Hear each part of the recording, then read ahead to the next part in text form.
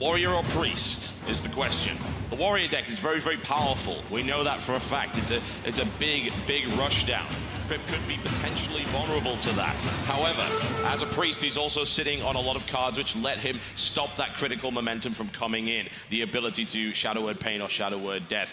Priest on Priest. Artosis brings out the secret Priest deck. He said he didn't want to use it, and now he is going to. That's right. So just really quickly running through this deck, Circle of Healings, Holy Smite, Power Word Shield, Light Wardens, Northshire Clerics. So we've already got a lot of card draw. We've already got a lot of just good value already. In there as well. Right. Light Wardens are not something we've really seen all that much. They gain 2 attack every time they get healed, which is incredibly powerful. That's right, and a good amount of removal in those Shadow Words, 2 pain, 1 death. Injured Blade Masters, of course, the Alshani Priests, Soul Priests that you talked about before, and Prophet Valen and Ragnaros as well in this deck, so 2 major legendaries. Yeah, and that's pretty good against the Priest deck of Krip, who is only, I believe, sitting on 1 Shadow Word Death, not 2. But Mind Control is still a very big risk there. Right. All right, well, not the best hands for either to start with. Krip is, of course, going to open up being able to not do anything. So he's going to skip straight through that, and he doesn't pull the best thing either. Prophet Velen already in the hand right there. Very, very nice. But ultimately, there's nothing that Artosis really wants to do here either. Yeah, both these players are just going to be accumulating cards for a while. There's not a lot of early damage that can be done. Yeah, there you go. There's the thank you. The light shall burn you. It very well might. The Abomination is another very strange card that's in that, but there are reasons for it. Circle of Healing comes out, and he immediately uses it to heal all the way up to 7. So on turn 2, he's got a 4/7 creature on the field. That's right, and a lot of people would say, wow, why would you want to extend that many cards into 1 creature at the very beginning? Think about Priest removal, though. Priest removal is in the form of Shadow Word Pain, Shadow Word Death. It deals with 3 damage or less, or 5 damage or more. Right. 4/7 is the sweet spot. Not only that, but you can heal that Blade Master right back up again, so it trades incredibly efficiently. And actually, Krip has nothing in his hand which can even come close to handling this at this point.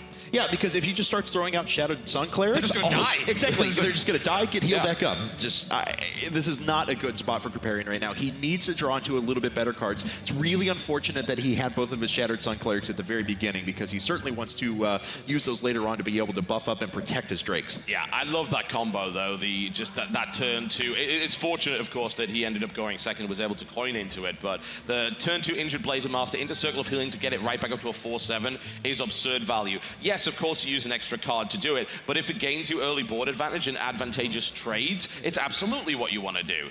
He might not play anything. In fact, I think that's probably the best idea. He's just going to have to accept that. A Circle of Healing again comes out, and ultimately, of course, there's no follow-up here. He could heal Krip, but I don't think that's going to happen somehow. And we're getting, still nothing can be played. This is rough for Krip. He knows he can't just keep sitting there, so he's going to have to play out something which is going to at least be a bit of a bullet magnet for him. Out comes a Holy Nova, but the thing is, there's a Shadow Word Pain. That's going to die immediately. He doesn't even have to waste the damage there. To be honest, though, he may even attack into it just because he can heal it right back up, and then he can reserve the removal for later. Yeah, I mean, some players prefer to do that. Some players prefer to use cards in those kind of situations. It looks like Artosis prefers to use his minion and wants to hang on to the cards for later to get rid of, like, utility minions that are maybe behind taunt walls or something along those lines. Out comes the Injured Blade Master there. That's going to be a 4/5, not quite the match of his opponent there. And now we go on to turn 5 here for Artosis, and we could see Holy Smite and then just smack. That would work. Yeah, with the Northshire Cleric and then heal back up. He gets that as well. So wonder, he's going to go for that. I thought so. So we're going to see the Northshire Cleric come out. He's going to use his Circle or Healing Power. Probably just his Healing Power here. I would imagine. There you go. So the Northshire Cleric, every time something gets healed on your side of the board, that is a card drawn. And a Power Word Shield. It is the biggest, the scariest of Injured Blade Masters you will ever see. I don't think you really call it an Injured Blade Master anymore. It's a fully rehabilitated Blade Master. Yeah, it's actually like it's a cyborg Blade Master at this point. It's been buffed so much. We can rebuild him. We have the technology. All right, so the Holy Fire doesn't actually do enough damage to get rid of that, so that's unfortunate. Azure Drake is a possibility, but then it immediately dies. Yeah. Temple Enforcer, you never really want to play on your own. At least you can get rid of the Northshire Cleric, so that's gone. I think that was best, because if you throw the Azure Drake out there, all that would have happened was it would have died, then the Injured Blade Master would have healed. Card draw. Yeah, you're just giving your opponent a card. You can't do that. No. Absolutely do not do that. Holy Fire actually comes after him as well. This is the combo with that and Prophet Velen is obscene. It's just awful. And it's not what you want to get hit by. Prophet Velen, of course, is a 7/7 for 7 legendary that states that any healing, any damage you would do is doubled. So all of a sudden, that Holy Fire is doing 10 damage and healing you for 10.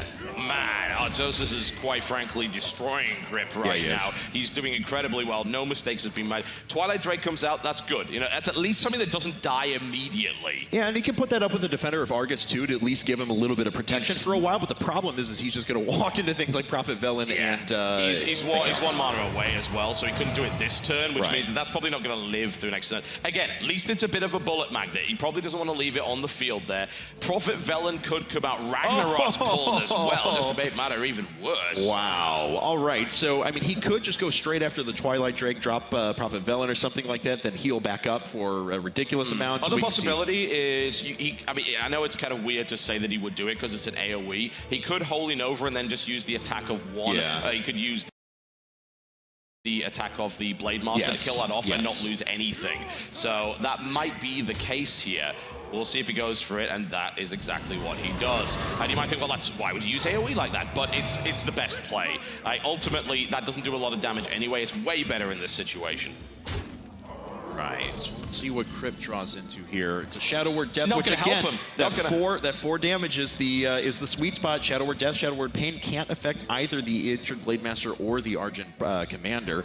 And once again, he's kind of limited on options. He's only got 1 4-mana creature, throws out a Temple Enforcer, and he can't actually heal anything with it. Well, the thing is, at least that doesn't die immediately. Like, it trades preferentially with both of these guys, which is good. However, the Holy Fire is sitting there. He could even play the Abomination if he so desires, so he may be able to break his way through it. He won't be able to kill it with the Holy Fire. It will only do 5, but regardless, it would still weaken the creature a bit. But you know, it's a good card to play right now. Yeah, it didn't buff anything, but it's got good stats for this situation.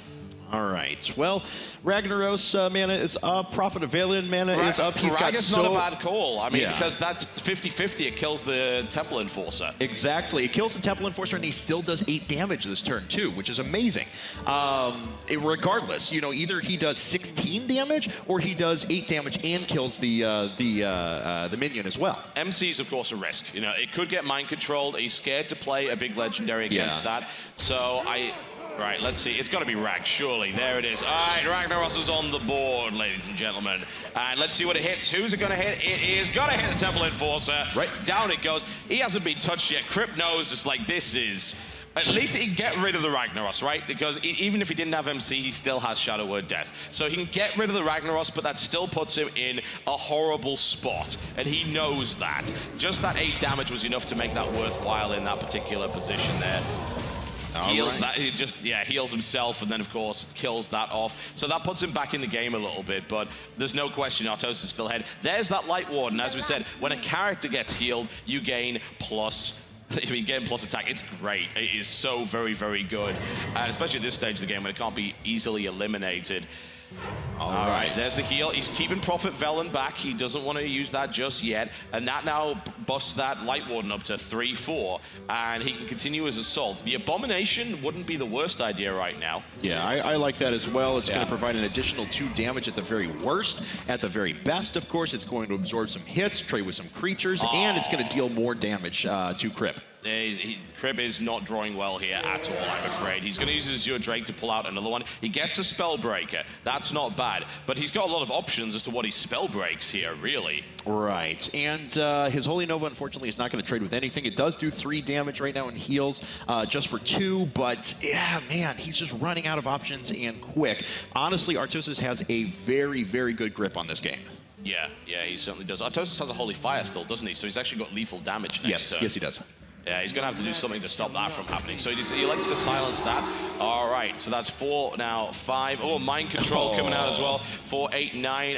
He's dead. Holy Fire is there. So that is going to be game, I believe. Yeah, Don't do the mental arithmetic. Yeah, he's got it. Yeah, he very much does. There's the Holy Fire, and Artosis takes the GG right there. That's right, and he is now up 2-1. Artosis is 1 game away from taking the Innkeeper's Invitational here at BlizzCon 2013. That deck is a monster. Yeah, we looked at it and said, that's a very strange kind of setup, but it's got so many options as well. The stuff we're talking about with the Alchemy Soul Priest earlier and the possibility of those big board clears with Circle of Healing is still an option in that deck. It is. And that's the best thing, because you're not relying on one thing. What we saw out of it was Injured Blade Master Circle of Healing. That was his basically best possible circumstance turn 2 play.